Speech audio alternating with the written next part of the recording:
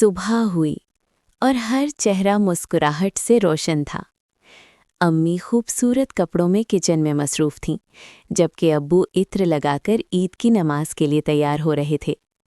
आयशा और हुरीन भी तैयार हो रही थीं और एक दूसरे को देखकर मुस्कुरा रही थीं।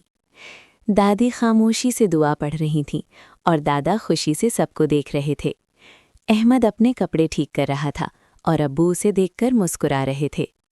फिर अब्बू, अहमद और दादा ईद की नमाज के लिए मस्जिद की तरफ रवाना हो गए। नमाज के बाद सबने मिलकर दुआ मांगी, या अल्लाह हमारी ईद कबूल फरमा, आमीन। इसके बाद सब एक दूसरे से गले मिले और ईद मुबारक कहकर खुशियां बांटी। बच्चों के लिए सबसे ख़ास लम्हा ईदी का इंतज़ार था। दादा ने प्यार से बच्चों को ईदी दी।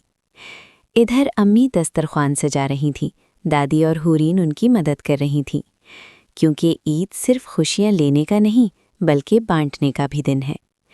अहमद और दादा ज़रूरतमंद लोगों में खाना तकसीम करते हैं और आखिर में पूरी फैमिली एक साथ बैठी मुस्कुरा रही होती है।